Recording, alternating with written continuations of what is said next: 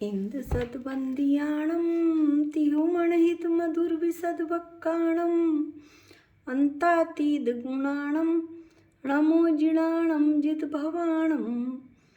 हम सभी पंचस्तिकाय संग्रह का अध्ययन कर रहे हैं, जिसमें हम प्रथम अधिकार का वर्णन कर रहे थे और प्रथम अधिकार का वर्णन करते हुए आज हम गाथा 26 पर आ गए हैं। 23, 24, 25 गाथाओं में हमने काल द्रव्य का वर्णन आचार्य ने किया था और वो हमने पढ़ा। अब गाथा 26 में भी काल द्रव्य का ही वर्णन होगा। गाथा पाठ करते हैं।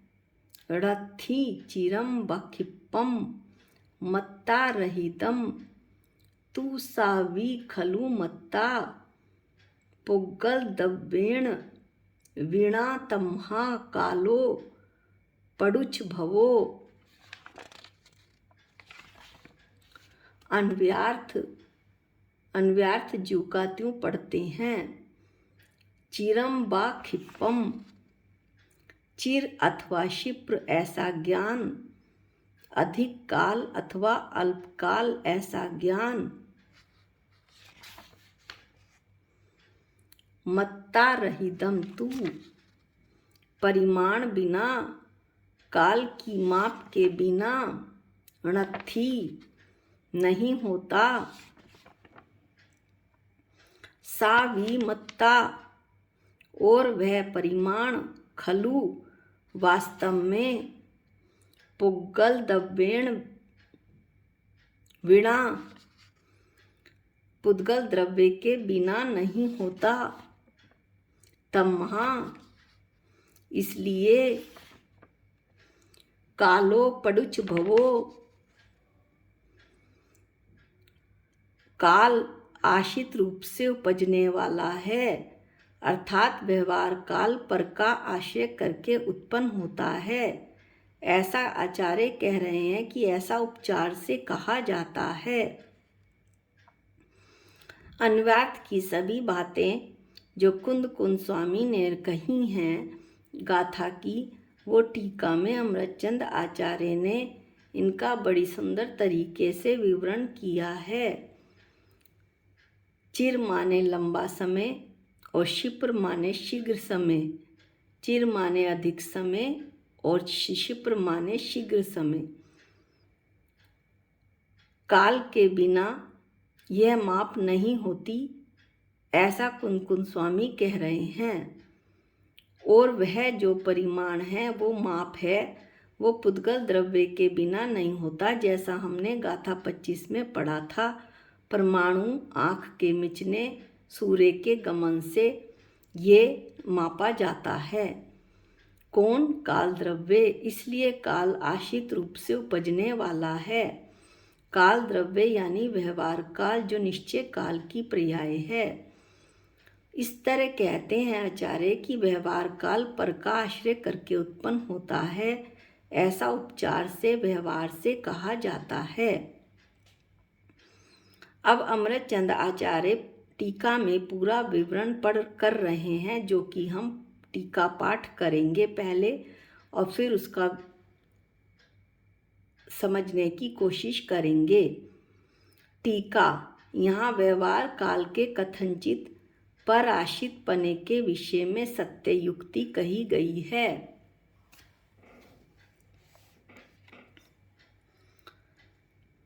व्यवहार काल किसी अपेक्षा से पर के आश्रित है। इस विषय में प्रमाण देकर सत्य से तर्क के द्वारा यह बात कही गई है। पहली गाथा जो 25 है, उसमें युक्ति नहीं कही थी, अर्थात तर्क से, प्रमाण से, लॉजिक से नहीं समझाया था। यहाँ लॉजिक बताया जा रहा है। गाथा 25 में मात्र ये कथन कर दिया गया था कि व्यवहार काल पर आश्रित है। अब शिष्य प्रश्न करता है कि व्यवहार काल पर आश्रित क्यों होता है, तो आचार्य उसे युक्ति से समझाते हैं। आचार्य कहते हैं कि प्रथम तो समय, निमेष आदि ये इनकी परिभाषाएं हमने गाथा 25 में पढ़ी थी। समय, निमेष आदि व्यवहार काल में चिर और क्षिप्र ऐसा ज्ञान, अधिक काल और अल्प काल ऐसा ज्ञान होता है। वह ज्ञान वास्तव में अधिक और अल्प काल के साथ संबंध रखने वाला प्रमाण, माप, काल परिमाण बिना संभावित नहीं होता और वह प्रमाण पुद्गल द्रव्य के परिणाम बिना निश्चित नहीं होता। समझ नहीं आया, समझने की कोशिश करते हैं। प्रथम तो समय, निमेष आदि जो व्यवहार काल में चिर और क्षिप्र, चिर यानी अधिक समय और क्षिप्र यानी कम समय ऐसा ज्ञान होता है व्यवहार काल में समय, निमेष आदि से। समय अल्प है, निमेष अधिक है। समय अल्प कैसे है? समय की परिभाषा से पता चलता है कि एक पुद्गल परमाणु आकाश के एक प्रदेश से दूसरे प्रदेश पर जब मंद गति से जाता है तो उसमें एक समय लगता है। यह काल की सबसे छोटी इकाई है। और निमेष क्या है? आँख के बंद होने में, मिचने में जो समय लगता है वो निमेष है। एक निमेष में असंख्यात समय होते हैं। इसके आगे भी पढ़ लेते हैं। 15 निमेष की एक काष्ठा होती है। इस तरह समय अल्प है, निमेष अधिक है और काष्ठा उससे भी अधिक है। ऐसा जो ज्ञान हुआ वह समय, निमेष आदि का परिमाण यानी माप जानने से हुआ। इस तरह से माप के बिना, काल के माप के बिना चिर और क्षिप्र ऐसा ज्ञान नहीं हो सकता था। और आचार्य कहते हैं ये जो काल की माप है ये पुद्गलों द्वारा निश्चित होती है। पुद्गल के परिणमन के बिना काल की माप निश्चित नहीं हो सकती है। इसलिए व्यवहार काल की उत्पत्ति पुद्गलों द्वारा होती है, ऐसा उपचार से कहा जाता है कि व्यवहार काल में समय में पुद्गल परमाणु सहायक है। समय से ही निमेष बना, निमेष से काष्ठा बनी। ये सब पुद्गल परमाणु पर आश्रित हुए। इसलिए आचार्य कहते हैं कि काल की माप पुद्गल द्रव्य के परिणमन के बिना निश्चित नहीं होता है। इसलिए व्यवहार काल पर के परिणाम द्वारा ज्ञात होने के कारण यद्यपि आश्रित रूप से उत्पन्न होने वाला है। कौन व्यवहार काल? क्यों उत्पन्न होने वाला है आश्रित रूप से? क्योंकि व्यवहार काल पर के अवलंबन से उपजने वाला कहा जाता है। पुद्गल परमाणु के गमन से, आँख के बंद होने से, सूर्य के गमन से व्यवहार काल मापा जाता है। लेकिन आचार्य कहते हैं कि निश्चय से जो निश्चय काल है वह अन्य के किसी भी अन्य द्रव्य के आश्रित नहीं है। वो अपने किसी अन्य द्रव्य के पराधीन नहीं है। यानी कि निश्चय से जो काल द्रव्य का परिणमन है वो किसी भी अन्य द्रव्य के आश्रित नहीं है। उसके परिणमन के लिए पुद्गल परमाणु, आँख, सूर्य आदि की आवश्यकता नहीं है। यह जो काल द्रव्य है यह तो जीव, पुद्गल आदि के परिणमन में सहायक मात्र है। यदि काल द्रव्य ना हो तो जीव, पुद्गल का परिणमन नहीं हो सकता। जैसे इसे उदाहरण से दृष्टांत से समझ सकते हैं कि जैसे आधा लीटर दूध या 1 लीटर दूध, तो दूध की माप लीटर से हो रही है। ऐसे ही काल की माप है जो कि पुद्गल के परिणमन से निश्चित होती है। उससे हम व्यवहार काल को नाप रहे हैं। ऐसा आचार्य कह रहे हैं। इसलिए यद्यपि काल को अस्तिकायपने के अभाव के कारण यहाँ अस्तिकाय की सामान्य प्ररूपणा में उसका साक्षात कथन नहीं है। इसलिए आचार्य कहते हैं कि काल को अस्तिकायपने के अभाव के कारण अस्तिकाय में दो शब्द आते हैं, अस्ति और काय। काल का अस्तित्व तो है, उत्पाद व ध्रुव्य तो है, लेकिन कायपना नहीं है। काल एक प्रदेशी है, कायपना यानी बहुप्रदेशी नहीं है। इसलिए अस्तिकायपने के अभाव के कारण पांच अस्तिकाय में काल को नहीं लिया गया है। फिर भी तथापि जीव पुद्गल के परिणमन की अन्यथा अनुपत्ति द्वारा सिद्ध होने वाला निश्चय काल और उनके परिणाम के आश्रित निश्चित होने वाला व्यवहार रूप काल पंच अस्तिकाय की भांति लोक रूप में परिणमित है, ऐसा अत्यंत तीक्ष्ण दृष्टि से जाना जा सकता है। अब आचार्य कहते हैं कि यद्यपि पंच अस्तिकाय में काल द्रव्य को नहीं लिया, लेकिन उसके बावजूद भी जो जीव पुद्गल का परिणमन है, जीव पुद्गल का परिणमन किसी भी अन्यथा अनुपत्ति द्वारा, अन्यथा अनुपत्ति का अर्थ हमने गाथा 23 में पढ़ा था, जिसके बिना कार्य ना हो सके, अर्थात निश्चय काल के बिना यानी बिना जो काल द्रव्य सहकारी कारण हुए बिना जीव पुद्गल का परिणमन किसी भी प्रकार से नहीं हो सकता, ऐसा सिद्ध होता है। ये हमने अन्यथा अनुपत्ति दृष्टांत के माध्यम से भी पढ़ी थी कि धुएं के साथ अग्नि की अन्यथा अनुपत्ति है। धुआं अग्नि के बिना हो ही नहीं सकता, यानी अग्नि के बिना धुआं नहीं पाया जा सकता। ऐसे ही जीव पुद्गल का परिणमन काल द्रव्य के बिना नहीं हो सकता है।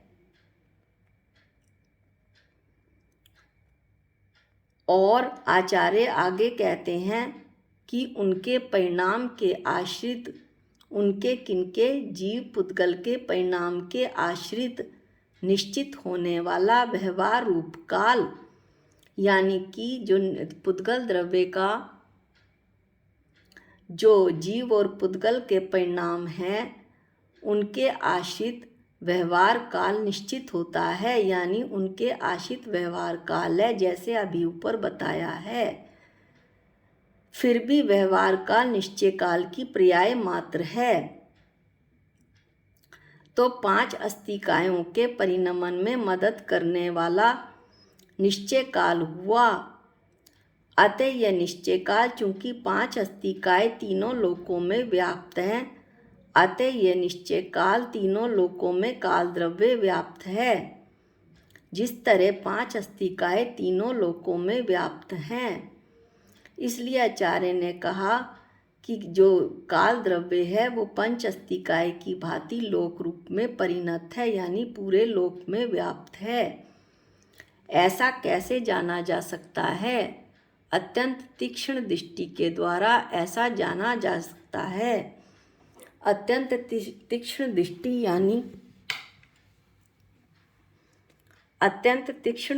यानी सूक्ष्म बुद्धि से विचार किया जाए तो काल द्रव्य की सिद्धि होती है कि जब पांच अस्तिकाय पूरे लोक में व्याप्त हैं और उनके परिणमन के लिए काल द्रव्य की आवश्यकता है, तो काल द्रव्य ऐसा सिद्ध होता है कि पूरे लोक में व्याप्त है। इस तरह काल द्रव्य युक्ति से सिद्ध होता है। यही आचार्य ने और शिष्य ने प्रश्न किया था, तो आचार्य ने उत्तर दिया। अब हम एक बात और समझते चलते हैं। अभी हमने पढ़ा कि व्यवहार काल का माप पुद्गल द्वारा होता है, इसलिए उसे उपचार से पुद्गल के आश्रित कहा। फिर भी निश्चय से वह काल द्रव्य की ही पर्याय है, पुद्गल से सर्वथा भिन्न है ऐसा समझना। यानी कि उसकी केवल माप ही पुद्गल के आश्रित है, वो स्वयं पुद्गल नहीं बन गया ऐसा समझना। इसे दृष्टांत की सहायता से आचार्य बताते हैं कि जिस प्रकार 10 सेर पानी किसी घड़े में आता है तो घड़े की माप जो है वो पानी द्वारा होती है, यानी उस घड़े में 10 सेर पानी आता है तो घड़े 10 सेर पानी को नाप सकता है। तथापि जो घड़ा है वो मिट्टी की ही पर्याय है, पानी की पर्याय नहीं है। यह दृष्टांत हुआ। अब इसी को दाष्टान्त में बताते हुए आचार्य कहते हैं कि ये जो समय, निमेष, काष्ठा आदि हैं वो व्यवहार काल का माप हैं, जो कि किसके आश्रित हैं? पुद्गल के परिणमन पर आश्रित हैं। तथापि व्यवहार काल काल द्रव्य की पर्याय है, जैसा अभी बताया, पुद्गल की पर्याय नहीं है। इस तरह से काल संबंधी संपूर्ण विवेचना गाथा नंबर 26 पर समाप्त होती है। लेकिन काल संबंधी कथन का यह जो तत्पता हुआ उसमें क्या ग्रहण करने योग्य है, ये आचार्य बताते हैं। अतीत अनंत काल में जीव को एक चिदानंद रूपी काल ही, सब काल ही जिसका स्वभाव है, ऐसे जीव अस्थि काय की उपलब्धि नहीं हुई। क्या कहना चाहते हैं आचार्य? आचार्य कहते हैं काल अतीत अनंत है और इस जीव को, यानी कि मुझे, मैं भी एक जीव हूँ, जीव द्रव्य हूँ, चेतन भगवान आत्मा हूँ, तो मैं मुझ जीव को एक चिदानंद रूपी काल ही, यानी जिसका चेतन स्वभाव है, ऐसा काल, सब काल ही, सब काल यानी अनंत चतुष्टय जिसका स्वभाव है, ऐसा जीव अस्थि काय अनंत चतुष्टय अभी हमने पढ़ा था। अनंत चतुष्टय यानी सब द्रव्य, सब क्षेत्र, सब काल, सब भाव, सब द्रव्य यानी जीव द्रव्य की चर्चा हो रही है। तो जीव द्रव्य, सब क्षेत्र जीव के असंख्यात प्रदेश हैं, सब काल यानी अपनी पर्याय, अपना परिणमन, और सब भाव यानी कि अपने गुण, ज्ञाता दृष्टा, ऐसा जिसका स्वभाव है सिद्ध समान, ऐसे जीव अस्थि काय की उपलब्धि मुझे नहीं हुई। उस जीव अस्थि काय का, किस जीव अस्थि काय का? जो चेतन भगवान आत्मा मेरे शरीर के अंदर विराजमान है, सिद्ध स्वरूपी, उसका सम्यक श्रद्धान, सच्चा श्रद्धान, उसी का रागादि रूप से भिन्न भेद ज्ञान, और उसी में क्या कहना चाहते हैं आचार्य कि उसी चेतन भगवान आत्मा का सम्यक श्रद्धान करूं, उसी चेतन भगवान आत्मा का राग, देश, क्रोध, मान, माया, लोभ से भिन्न भेद ज्ञान करूं कि मैं चेतन भगवान आत्मा हूँ, इसके अलावा मैं विश्व में कुछ भी नहीं हूँ, और उसी में सिद्ध स्वरूपी आत्मा में रागादि विभाव रूप समस्त संकल्प विकल्प जाल के त्याग द्वारा स्थिर परिणति ही मेरा कर्तव्य है। इसे जरा सरल भाषा में पढ़ते हैं। उसी में किसमें? चेतन भगवान आत्मा में रागादि विभाव रूप समस्त संकल्प विकल्प जाल, ये रागादि संकल्प विकल्प जाल क्या हुए? जैसे सवेरे से रात तक के चलता रहता है। अब खाना, सोना, बैठना, जाना, खाना बनाना, पैसा कमाना, जो कि अभी आगे की गाथाओं में भी आएगा। शुभ और अशुभ विकल्प, शुभ विकल्प मंदिर जाना, स्वाध्याय, पूजा पाठ, अशुभ विकल्प, खाना, सोना, क्रोध करना, दुखी होना इत्यादि। ऐसे शुभ अशुभ विकल्पों का त्याग करूं, और ये मेरा कर्तव्य है कि ये त्याग करके अपनी जो परिणति है, अपना जो परिणमन है, वो चेतन भगवान आत्मा में स्थिर करूं। ये मेरा कर्तव्य है। कैसे? कि मैं शुद्ध स्वरूपी हूँ, ऐसा मैं ध्यान करूं। मुझे मेरी चेतन भगवान आत्मा पर पूर्ण श्रद्धा है। मैं ज्ञान स्वभावी एक ज्ञायक तत्व हूँ, सिद्धों के समान हूँ। सिद्धों के समान मैं तो शुद्ध आत्मा हूँ।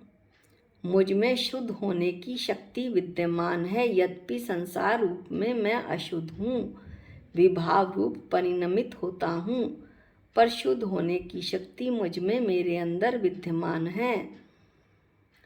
ऐसा, और यह मेरे शरीर के अंदर सिद्ध भगवान आत्मा विराजमान है, ऐसा जानकर उसमें स्थिर चित्त होना ही मेरा कर्तव्य है। जीव के 3 कर्तव्य होते हैं, सम्यक दर्शन, सम्यक ज्ञान और सम्यक चारित्र। अपनी चेतन भगवान आत्मा पर अटूट श्रद्धा सम्यक दर्शन है। राग आदि से भिन्न शुद्ध आत्मा का ज्ञान होना सम्यक ज्ञान है, और उस शुद्ध आत्मा सिद्ध स्वरूपी आत्मा में स्थिर चित्त हो जाना सम्यक चारित्र है। ये जीव के, यानी कि कौन जीव, मेरे ये 3 कर्तव्य हैं। इस तरह से ऐसा कहकर आचार्य हमें सचेत कर रहे हैं कि मैं एक जीव द्रव्य हूँ, निश्चय न से शुद्ध स्वरूपी हूँ, ज्ञाता दृष्टा हूँ।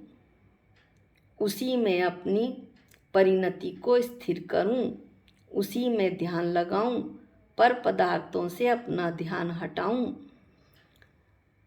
इस तरह जो काल द्रव्य का वर्णन है वो 4 गाथाओं में 23, 24, 25, 26 में पूर्ण हुआ।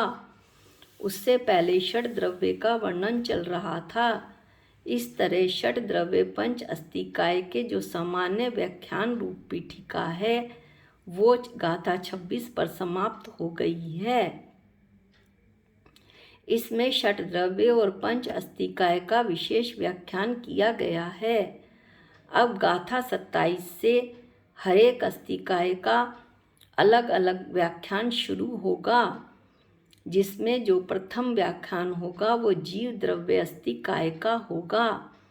इसका पाठ हम अगले वीडियो में करेंगे। आज के लिए इतना ही। निज निधि निज में बताई, ये अनंत उपकार है। इसके लिए जिन वाणी माँ को वंदनानंत बार है, वंदनानंत बार है। सबको जय जिनेंद्र।